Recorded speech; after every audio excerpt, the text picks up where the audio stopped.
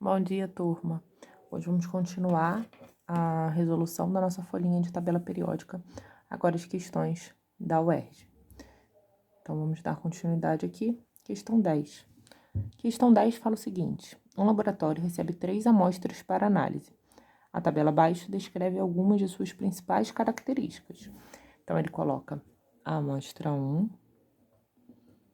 a amostra 2 e a amostra 3. 3 elementos químicos fazem parte da constituição das amostras. Eu vou chamar esses elementos de X, Y e Z. No entanto, cada uma é composta por apenas 2 deles. Então, cada amostra aqui, cada uma possui 2 desses elementos. Os átomos desses 3 elementos no estado fundamental possuem 2, 3 e 7 elétrons de valência.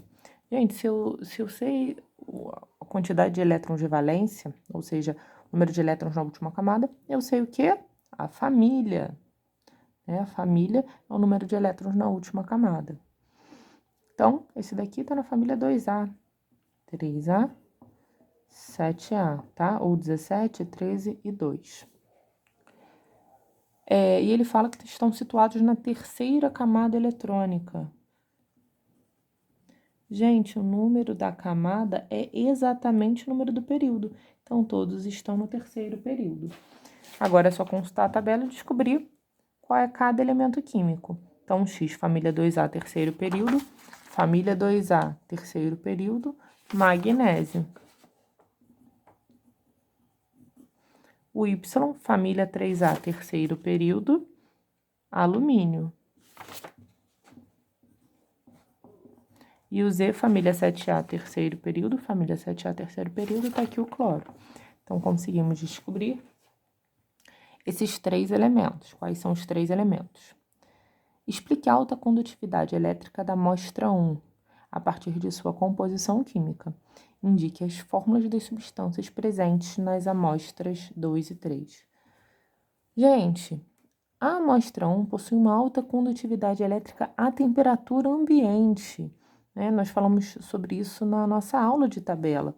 Quem tem alta condutividade elétrica à temperatura ambiente? São os metais, né? Então, a amostra 1 é formada pelos 2 metais. Ele falou que precisa ter 2 elementos entre os 3 que ele deu na questão. Então, vão ser os 2 metais. Então, o alumínio e o magnésio, pela sua característica de alta condutividade elétrica. Então, ele não pede os elementos, ele quer que você explique a alta condutividade elétrica.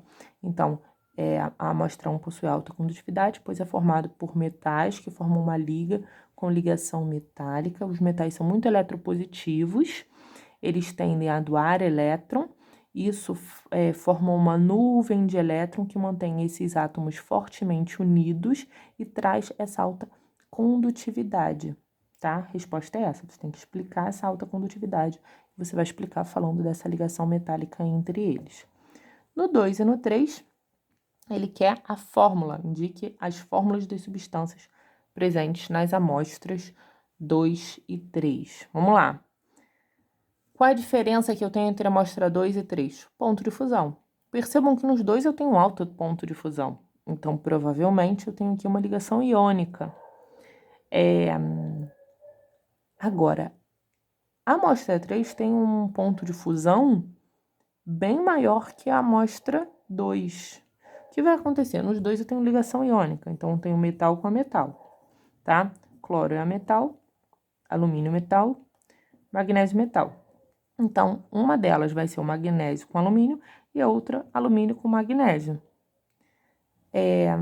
Agora, como eu vou saber qual vai ser do 2 e qual vai ser do 3? Por essa diferença no ponto de fusão.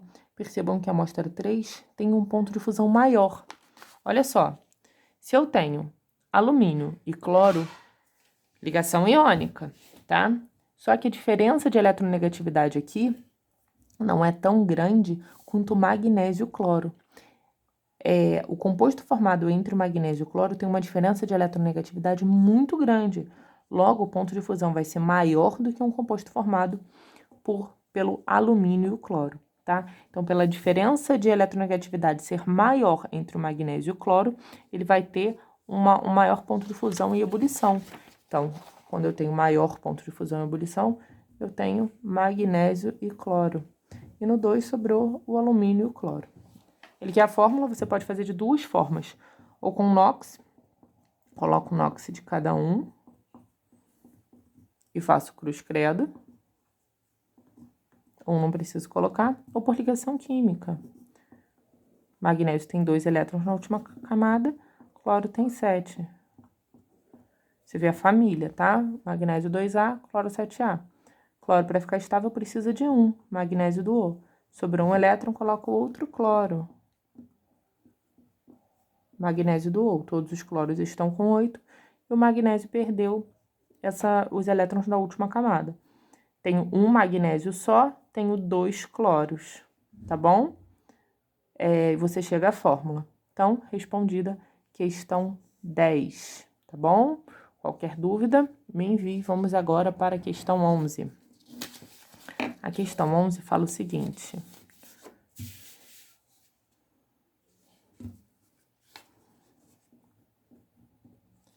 os principais constituintes químicos da água do mar, aí ele coloca aqui, cálcio mais 2, vou copiar aqui.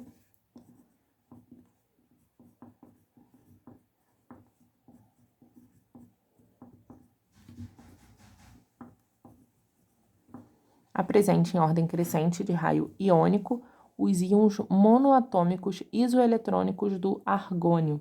Justifique a ordenação apresentada. Vamos lá. O argônio, gente, ele tem número atômico igual a 18. Logo, a quantidade de elétron também vai ser 18. Deixa eu ir um pouquinho para cima. Ele quer íons monoatômicos. Então, um átomo só formando esse íon. Isoeletrônico do argônio, quem tem a mesma quantidade de elétron do argônio, tá? Então, vamos lá. Para isso, eu preciso pegar o número de próton de cada um e ver pelo íon, né? Se ele tá ganhando, se ele tá perdendo elétron, quantos elétrons ele vai ter. Então, vou pegar todo mundo que tem a mesma quantidade de elétron do argônio. Então, começo fazendo pelo número de próton, tá? O cálcio, ele tem número atômico igual a 20, magnésio, número atômico igual a 12, sódio, número atômico igual a 11, potássio, número atômico igual a 19. Aqui ele não quer, certo? Ele quer íons monoatômicos. O cloro, número atômico 17. O bromo, número atômico 35. Vamos lá. O cálcio, ele perde 2 elétrons, então o número atômico dele é 20. Quando ele está neutro, a quantidade de elétron também é 20. Ele está perdendo 2 elétrons. Ih, desculpa, não está dando para ver, deixa eu abaixar. Eu só anotei aqui o cálcio, número atômico 20, tá bem? Então, ele perde 2 elétrons. Quando ele perde 2 elétrons, ele vai ficar com 18. Magnésio, quando ele está neutro, ele tem 12 prótons. Então, ele também tem 2 elétrons. Aí, quando ele perde 2, ele vai ficar com 10. O sódio tem 11. Quando perde 1, vai ficar com 10. Potássio tem 19. Quando perde 1, vai ficar com 18. O cloro tá negativo, então ele tá ganhando elétron. Ele tinha 17. Quando ele ganha um elétron, ele fica com 18. E o bromo 35, quando ganha um elétron, fica com 36. Então, quais são os íons monoatômicos isoeletrônicos do argônio? Então, que tem a mesma quantidade de elétron do argônio. O argônio tem 18 elétrons. Então, aqui, o cloro tem 18 elétrons, o potássio tem 18 elétrons e o cálcio tem 18 elétrons, tá? Ok, descobrimos os íons monoatômicos isoeletrônicos do argônio. Agora, vamos colocar em ordem crescente de raio atômico. Gente, eles têm a mesma quantidade de elétron. O que vai interferir, então, no tamanho desse íon? O número atômico, tá? Se eu tenho a mesma quantidade de elétron... Peraí que eu tô desenhando no lugar que não dá pra ver. Se eu tenho a mesma quantidade de elétron, o que vai interferir é a quantidade de próton. Se eu tenho uma quantidade pequena, o número atômico pequeno, o número atômico é a quantidade positiva no núcleo. Ele vai puxar pouco esses elétrons, né? Ele não vai ter tanta força. Então, esses elétrons vão ficar mais afastados, esse raio vai ficar maior. Tô falando do raio, tô falando do tamanho do átomo. Se eu tenho uma carga maior, se o número atômico é maior, ele puxa mais esses elétrons e esse raio fica menor. Ou seja, quanto maior o número atômico, isso para uma mesma quantidade de elétron, quanto maior o número atômico, menor vai ser o raio, tá? Então, quanto maior o número atômico, menor vai ser o raio, tá bem?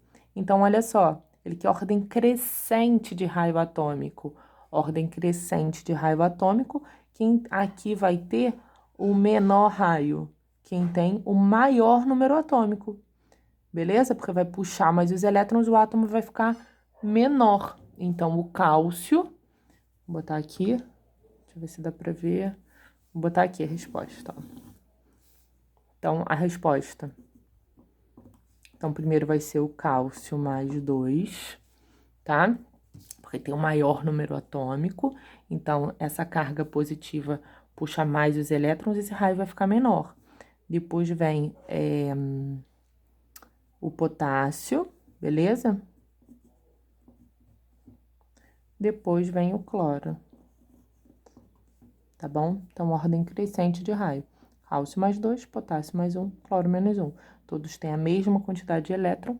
Eu vou diferenciar, então, pela carga positiva no núcleo. Quanto maior essa carga positiva, menor esse raio. Então, essa é a resposta da letra A, tá? Vamos, então, para B. A B pede o seguinte: indique o nome e a fórmula do sal de maior massa molar que pode ser obtido a partir das combinações dos íons fornecidos na tabela. Utilize seus cálculos as fórmulas mínimas dos sais. Então, o sal vai ser formado por um íon positivo e um negativo. Então, vamos ver. Entre os nossos íons, gente, entre os positivos, que eu tenho os positivos.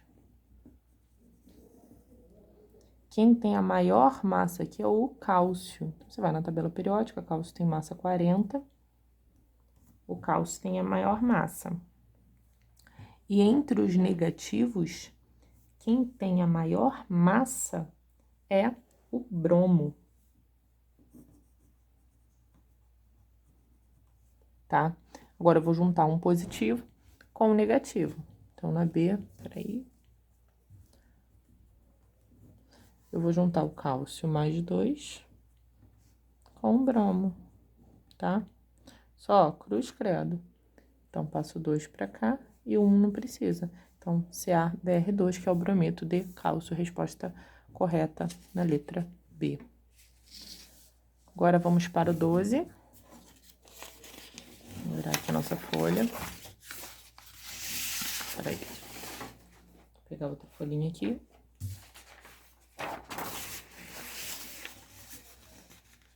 Então, questão 12 fala o seguinte: o comportamento químico e físico dos elementos tem relação direta com suas propriedades periódicas. Observe no gráfico 1 parte das energias de ionização de um elemento representativo do terceiro período da tabela de classificação periódica. Observe agora no gráfico 2 as afinidades eletrônicas de 48 elementos da tabela de classificação periódica. Considere que o elemento de menor número atômico representado pertence ao segundo período da tabela. Nomeie o elemento correspondente ao gráfico 1, justificando sua resposta. Em seguida, identifique o grupo da tabela de classificação periódica no qual pertencem os elementos do gráfico 2, que apresentam as 4 maiores afinidades eletrônicas. Vamos lá, gente. O gráfico 1 é um gráfico... Sempre que a gente olha o gráfico, isso cai muito no Enem, a gente tem que ver o que representa cada eixo, tá? Então, aqui é energia e aqui é energia de ionização, né? Se é a primeira energia de ionização, a segunda, e aqui é o valor da energia, tá bem? Vamos lá. O gráfico 1 é de um elemento químico só, tá bom? Então, quando você tem um elemento, aqui está um núcleo, o que é a primeira energia de ionização? É a energia que você vai dar ao átomo para ele perder o seu último elétron, tá? Peraí, deixa eu chegar para cá. Então, vamos lá. Energia de ionização é a energia que esse átomo vai receber para perder esse elétron, beleza? Essa é a primeira energia de ionização. O que é a segunda energia de ionização desse átomo? É a energia que o átomo vai receber para perder esse elétron, o segundo elétron, tá? Então, a gente começa do elétron que está mais externo. O que acontece? A primeira energia de ionização é para ele perder esse elétron aqui, tá bom? A segunda energia de ionização é para ele perder o próximo elétron. Esse próximo elétron, ele não está mais próximo ao núcleo? Se ele está mais próximo ao núcleo, é mais difícil tirar, porque esse núcleo positivo exerce uma atração maior a esse elétron. Ou seja, essa segunda energia de ionização, eu explico isso na nossa aula de tabela periódica, a segunda energia de ionização é sempre maior do que a primeira energia de ionização, tá? Porque a energia para eu tirar o próximo elétron, esse próximo elétron ele está mais próximo do núcleo, o núcleo exerce uma atração nos elétrons. Quanto mais afastado esse elétron tá, menor essa atração que o núcleo vai conseguir exercer sobre esse elétron, porque ele está mais longe, gente. Só que a gente olhando o gráfico, a gente pode perceber isso. Eu tenho a primeira energia de ionização, a segunda energia de ionização, ela é um pouquinho maior. A terceira energia de ionização é um pouquinho maior. A quarta, a quinta, a sexta. Da sexta para a sétima, a gente repara um aumento significativo. Por que isso? Olha só, os elétrons estão aqui. 1, 2, 3, 4, 5, 6. Esse sétimo elétron, ele tem que estar mais afastado, certo? Porque quando acontece isso daqui, né? O sétimo elétron precisou de mais energia. Então, ele não está tão próximo do 6, ele está mais afastado. Significa que ele está em outra camada, gente. Tá? Desconsidera esse tracinho aqui, tá? Que eu só estava mostrando os elétrons. Então, eu tenho 6 elétrons aqui. No sétimo, ele já está em outra camada. Logo, é mais difícil tirar esse elétron, né? Ele está em um nível de energia com outra quantidade de energia, ele está mais afastado, então ele tem outra camada. Então, essa energia aqui vai precisar ser muito maior, tá bem? Então, por isso que ele dá esse salto. Ou seja, esse átomo tem 6 elétrons na sua última camada, tá bem? Eu descubro isso porque a sétima energia de ionização é muito maior do que a sexta, né?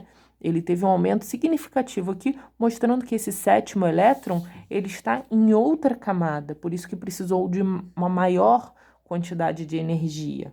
Gente, se esse átomo tem 6 elétrons na última camada, ele está em qual família? Qual família? 16 ou 6A? Muito bem. A questão fala que esses elementos, eles são do terceiro período, tá? Só você ir lá na sua tabela, terceiro período, família 6A. Qual é o elemento que eu tenho aqui? Enxofre. Então, ó, nomeio o elemento que corresponde ao gráfico 1. Então, a primeira resposta, enxofre. Cuidado, questão da UERJ que pede nomeio. Você não pode botar o elemento químico, o símbolo, tá bom? Da mesma forma que se ele pedir o símbolo, você não pode colocar o nome. Você tem que colocar exatamente o que ele está pedindo. Muito bem. Vamos para a próxima pergunta. Ele agora vai fazer uma pergunta do gráfico 2. Em seguida, identifique o grupo da tabela de classificação periódica a qual pertencem os elementos do gráfico 2 que apresentam as 4 maiores afinidades eletrônicas, tá? Olha só, ele fala que tem 48 elementos, né? E o elemento de menor número atômico... Peraí. Considere que o elemento de menor número atômico representado pertence ao segundo período da tabela. Então, aqui eu tenho número atômico, aqui eu tenho afinidade eletrônica. Então, o elemento de menor número atômico, ou seja, o primeiro elemento aqui, ele está no segundo período da tabela. O que vai acontecendo? A afinidade eletrônica vai aumentando e depois ela cai novamente. Como a afinidade eletrônica, ela cresce na tabela periódica? Ela cresce para a direita, certo? Ou seja, os elementos com essas maiores afinidades eletrônicas vão ser os elementos da família 7A, tá? Então, ele aqui fala que começa do segundo período, o primeiro é o de menor número atômico, então esse número atômico ele vai aumentando, a gente está indo para a direita, depois vai aumentando até chegar na sua maior afinidade eletrônica, que só pode ser os elementos da família 7A, que apresentam esse aumento da afinidade eletrônica, tá bem? Então, a resposta correta vai ser, ele pede o grupo, né? Identifique o grupo da tabela de classificação periódica, ao qual pertencem os elementos do gráfico 2. Aqui, perceba, ele não pede justificativa, então você vai colocar família ou grupo 17. Sempre que você for escrever o grupo ou a família, é melhor colocar 17 do que 7A, já conversei sobre isso com vocês, tá? Aí aqui você dá a justificativa do que eu expliquei aqui em cima. Aqui ele pede justificativa, aqui não. Então, finalizamos agora a questão 12. Vamos passar para a questão 13. Deixa eu feirar aqui nossa folhinha. Questão 13. Recentemente, peraí, vamos organizar. Recentemente, a IUPAC reconheceu a existência de 2 novos elementos químicos, cujos símbolos são o U-Q e o OH. Hoje em dia, ele já tem um símbolo e uma nomenclatura, tá? Apesar de possuírem átomos instáveis, podem-se prever algumas de suas propriedades, com base na classificação periódica dos elementos. Indique o número de elétrons do átomo U-Q. Então, do U-Q, ele quer saber o número de elétrons no estado fundamental. Em seguida, identifique o tipo de geometria molecular da substância cuja fórmula é UOH2. Então, aqui ele quer saber a geometria, tá? Então, olha só. Na tabela que a UERJ deu, aqui estava o nosso UQ, tá bom? Vinha escrito UQ, porque senão não tem como você saber, tá? Então, ele deu a tabela e aqui estava o UQ. Aqui já é uma tabela que ele já coloca o nome desse elemento e um novo símbolo, tá? Aí, a quantidade de elétron é a mesma quantidade de próton, porque ele falou que esse átomo está neutro, que é igual a 114. Então, 114. O H, gente, ele tá aqui, olha. Aí, no lugar desse símbolo, tava o UH, tá bem? Para você, senão não teria como você saber. Se ele tá na família 6A, ele tem 6 elétrons na última camada.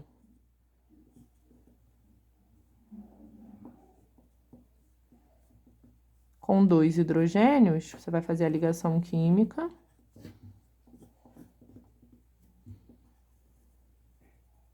Então, o hidrogênio fica estável com 2, hidrogênio fica estável com 2. Se ele tem 6, ele precisa de 2, ele faz 2 ligações covalentes.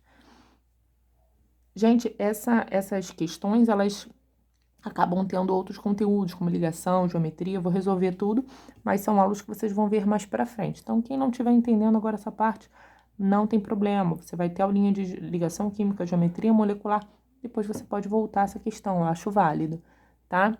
Então, olha só, fiz as ligações. Quando eu tenho 2 átomos ao redor do átomo central e sobra elétron nesse átomo central, a geometria é chamada de angular, tá bem? Então, essa é a resposta da questão 13. Vamos para a questão 14.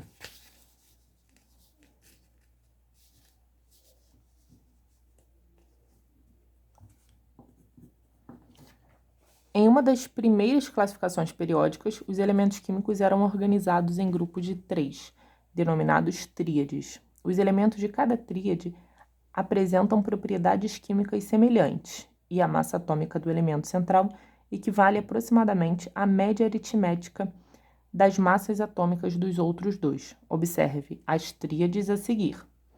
Com base nos critérios desta classificação, a letra X corresponde ao seguinte elemento químico. Gente, ele fala que as tríades têm propriedades semelhantes. Nós já falamos bastante isso por aqui. Os elementos que têm propriedades semelhantes ficam na mesma família. Então, aqui, ó, enxofre e telúrio estão aqui, olha, na família 6A. Então, tem que ser um elemento da família 6A. Só que ele coloca da família 6A o oxigênio, tá? E o selênio também. Então, às vezes, você pode ficar na dúvida, nossa, qual vai ser dos dois? Eu sei que é da família 6A. Ele fala que esse elemento tem a média da massa, certo? Então, a massa, a tabela não é organizada por ordem crescente de massa, mas se o número atômico vai aumentando, se a tabela é ordem crescente de número atômico, consequentemente, essa massa vai aumentando também. Então, é mais ou menos, se eu tenho esse elemento aqui no meio, é mais ou menos a média da massa do telúrio e do enxofre, tá bom? É só você ver aqui os valores da massa, né? A massa, ela vai ser crescente, tá? Então, vai ser o elemento que fica entre os dois, tá bom? Então, se você não conseguir ter essa visão, você pega os dois valores, soma e divide por 2, que vai dar mais ou menos a massa do selênio, tá? Então, a resposta certa vai ser a C, selênio. Vamos para a nossa última questão. Questão 15. O conjunto de elementos químicos englobados no grupo 3 e no bloco F da tabela de classificação periódica dos elementos, com exceção dos actinídeos, é denominado metais terras raras. Esses metais são encontrados comumente na forma de óxidos, sendo o caráter iônico dos óxidos diretamente proporcional ao raio atômico do metal. O metal terra rara, componente do óxido de maior caráter iônico, possui o seguinte símbolo. Olha o que ele fala, que o caráter iônico é diretamente proporcional ao raio. Se ele quer saber o que tem o maior caráter iônico, ele quer saber o que tem o maior raio. O raio cresce, ele falou que é um bloco F, certo? Não vai ser a série dos actinídeos, né? Então, a série dos lantanídeos. Então, vou ver o de maior raio. Raio não cresce para a esquerda, então vai ser o primeiro elemento químico, o lantânio. Então, resposta certa, 15B, lantânio. Então, ele fala que o caráter iônico é proporcional ao raio, ele quer saber o elemento de maior caráter iônico, ou seja, o de maior raio. Raio cresce para a esquerda, então, na série que ele pediu, o de maior raio, lantânio, resposta correta, letra B. Finalizamos por aqui. Qualquer dúvida, me enviem, tá bom? Que a gente discute melhor essas questões. Grande beijo para vocês, até nossa próxima aula.